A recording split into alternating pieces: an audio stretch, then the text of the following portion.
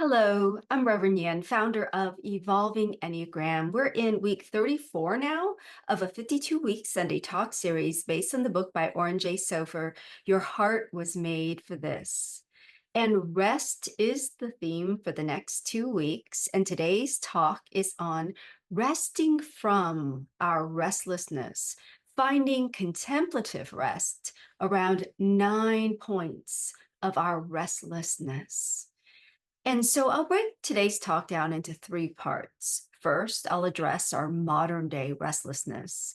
Second, I'll explore our need to rest, not just physically, but spiritually, and as I'll describe, contemplatively.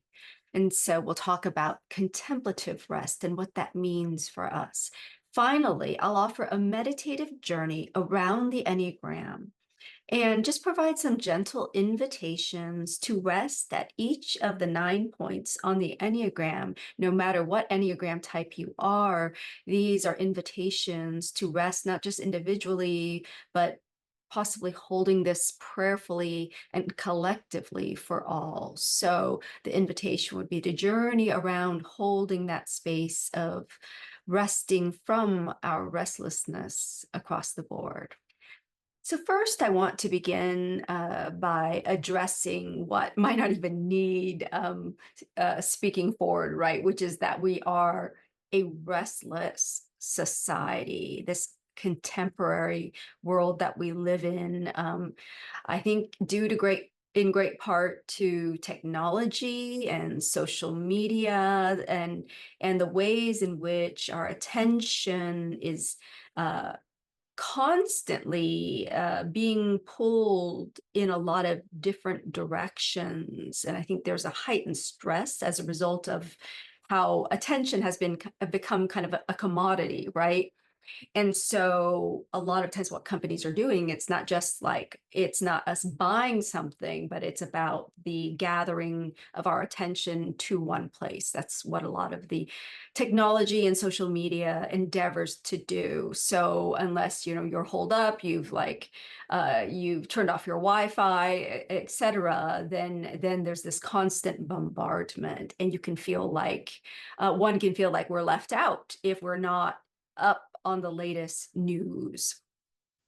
And we are, of course, a restless society, predominantly here in the United States, with the U.S. being a three culture and not necessarily a healthy three culture, right? But I would also add that I feel like, so yes, it's founded here in the U.S., but because of America or the United States' influence throughout the world, I think that culture has permeated the entire world. But also, I see a lot of seven energy, I was about to say, related to that constant, like, what's the next and the new, right? That attention to newness, and not necessarily being rooted in any way, right? So, and then we even hear the joke oftentimes that people say, oh, I need a vacation from my vacation, that there's this constant activity and energy, even of our seeking, of our playing, of our pleasure seeking,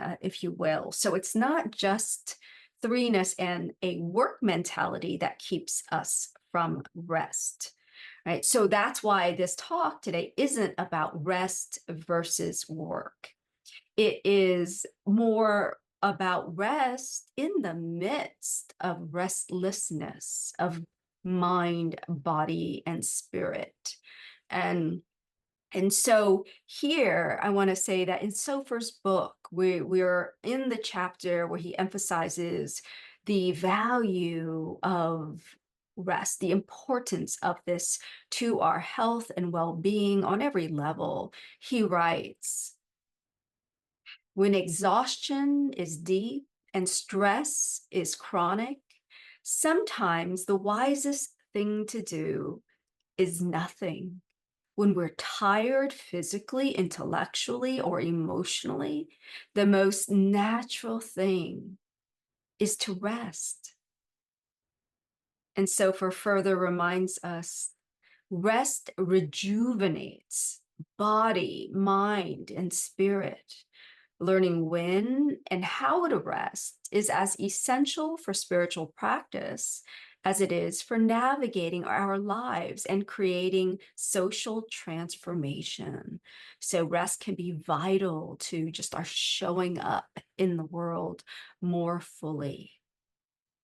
And this said, even as I read this, my thought was yes. Of course, many of us believe that, the wisest thing to do, as he says, is nothing. And it's not that most of us don't actually believe that, but most of us are very uncomfortable with doing nothing.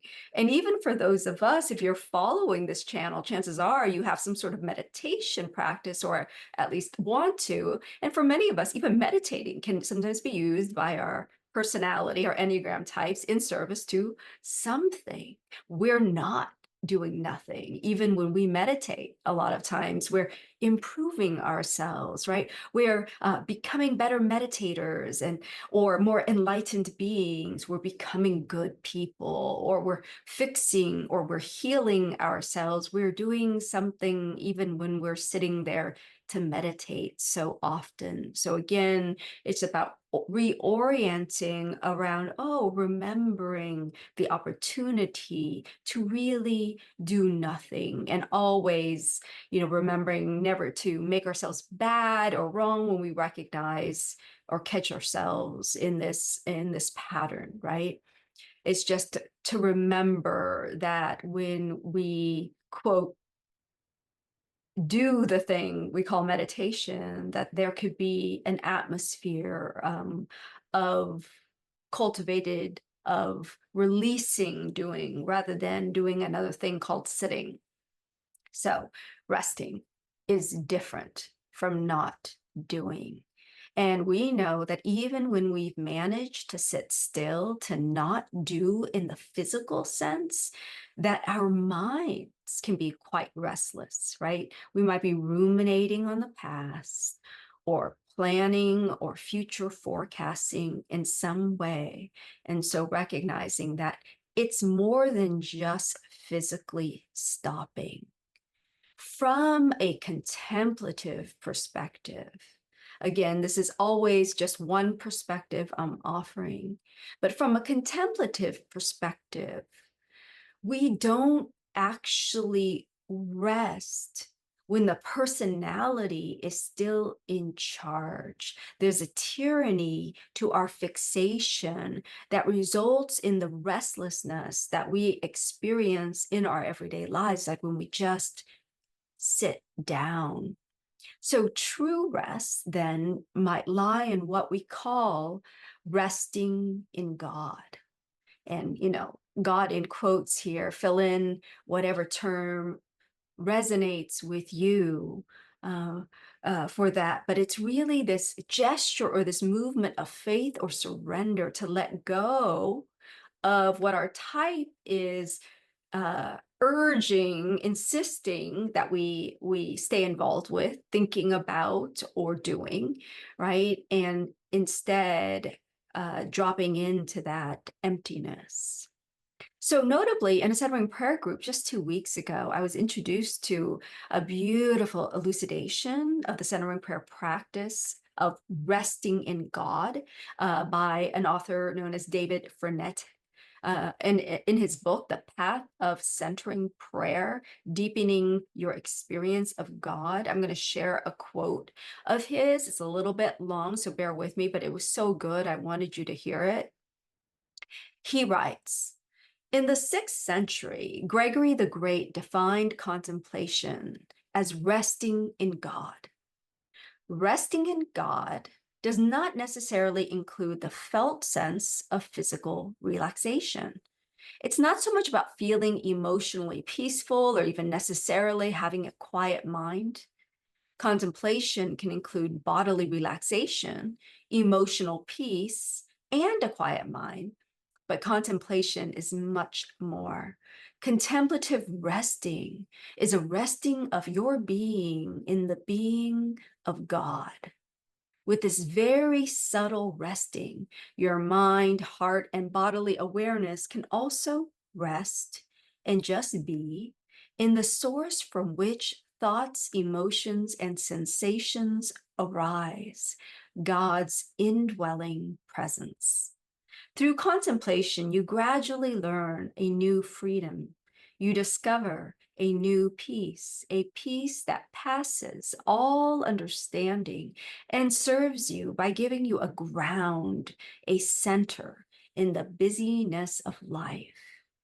And again, still quoting from Fernet, the active contemplative attitude of resting, just letting go and resting in God's presence without any effort, without any action to change your experience, opens you to contemplation. Contemplation is like falling asleep at night. You don't learn to fall asleep. You don't take classes or retreats on how to fall asleep. It's something natural that happens in you when you let it.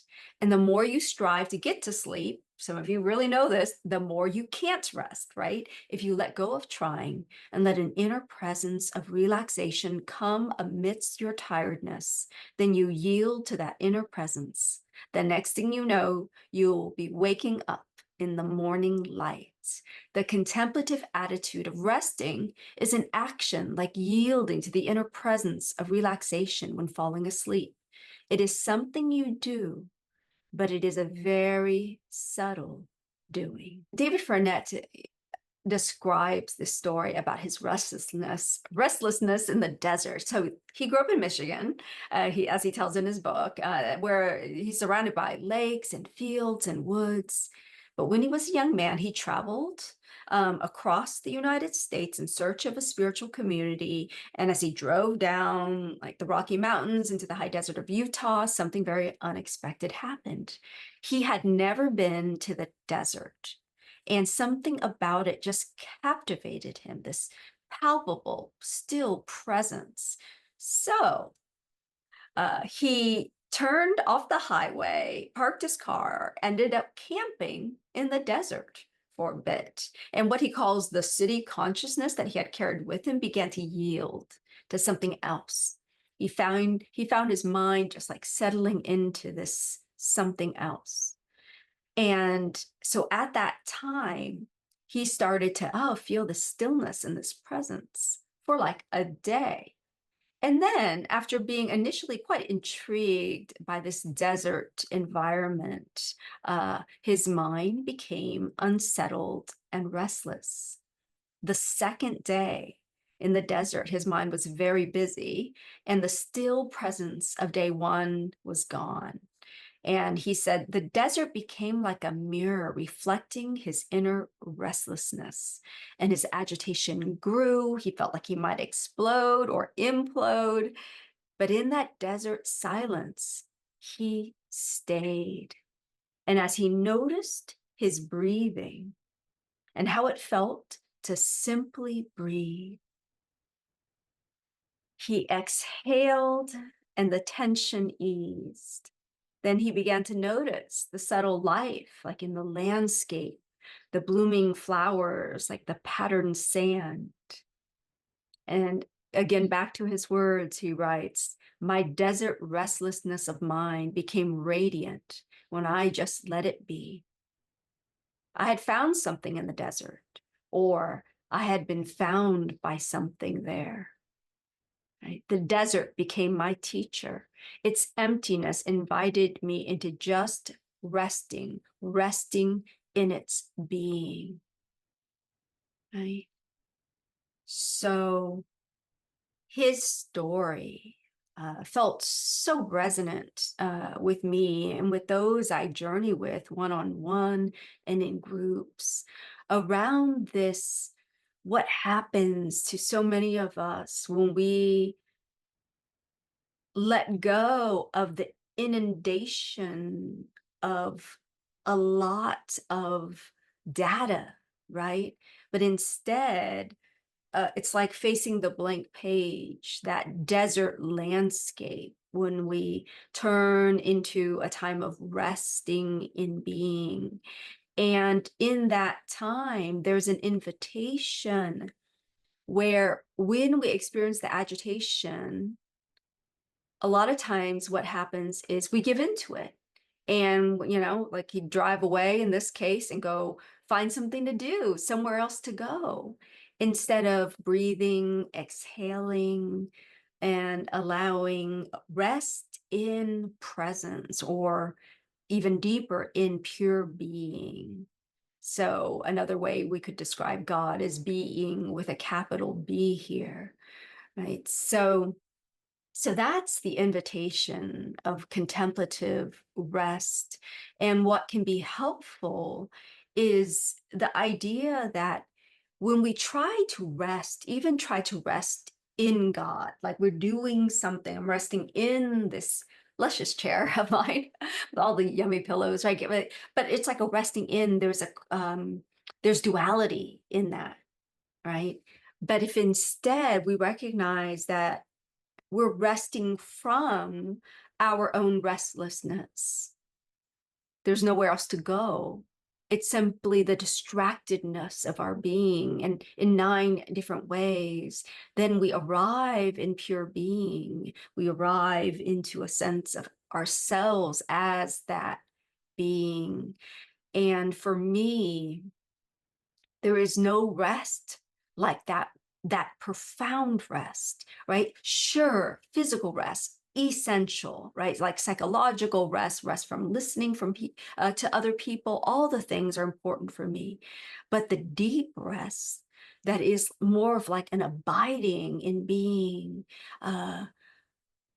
is I don't want to say the goal, but the grace of contemplation. And so in some ways, it's like the gift of contemplation, and a place from which we can then proceed to move and live and have our being in our human form. So that's what I offer for your consideration as we move now into part 3, where I'd like to offer a brief guided meditation around the circle of the Enneagram based on the 9 points of restlessness. So perhaps right now, if you've been doing chores around the house as you've been listening to today's talk, or if you've been walking or driving, perhaps you could take 5 minutes to pull over or have a seat, or pause this video if needed for you to get situated in at least that physical posture that can support you in this sacred rest, right? It's not necessary, but it can be helpful to adopt the physical posture of simply sitting and physically resting. And so I invite you to begin now by just receiving your breath. Ah.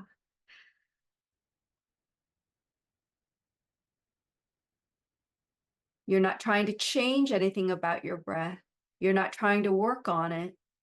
You're just receiving what's there.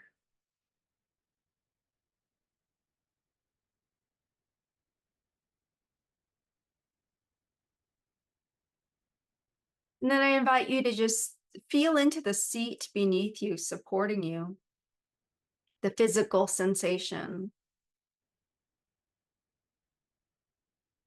the texture, your sense of weightedness and being held by the chair beneath you.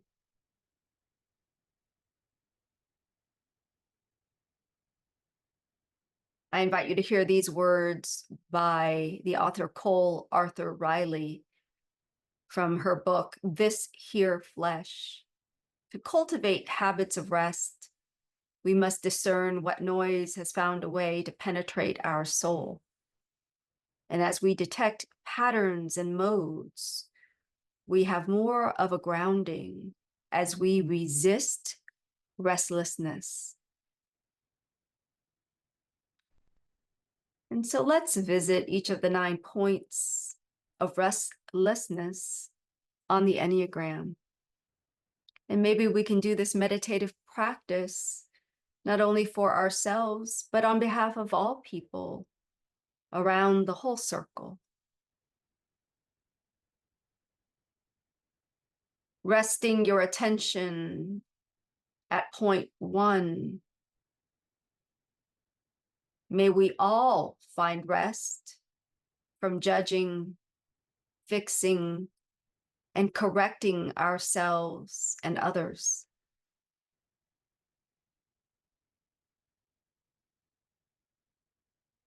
Breathing and resting your attention at point 2. May we all find rest from helping others and even from thinking about others and what they might be needing.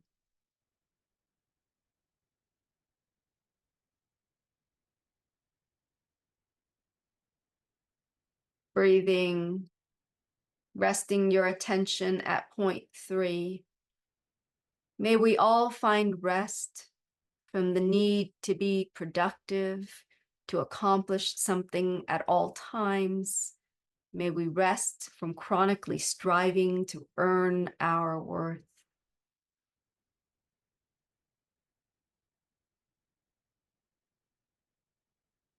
Breathing, resting your attention at point 4.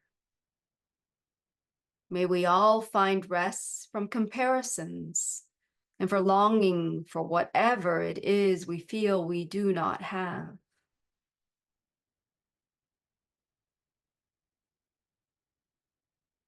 Breathing and resting your attention at point 5.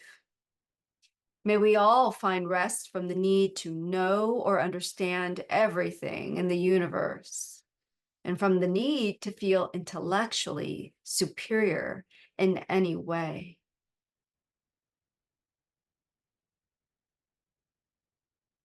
Breathing and resting your attention at point 6. May we all find rest from the need to maintain vigilance and find rest from our sense of over-responsibility for safeguarding everyone and everything we value.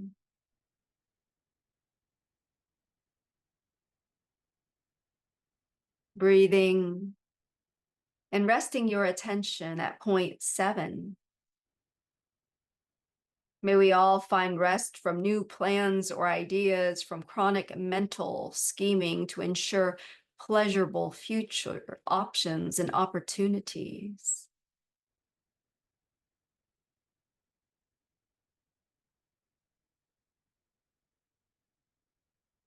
Breathing, resting your attention at point 8. May we all find rest from our need to be powerful, energetic, and invulnerable at all times.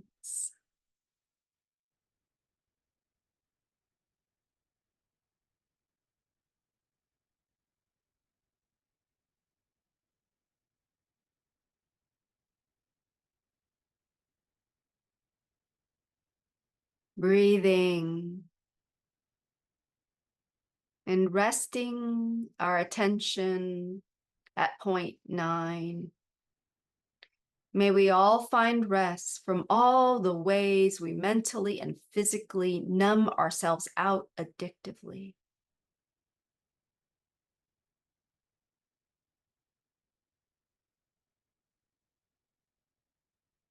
And so it is. Amen.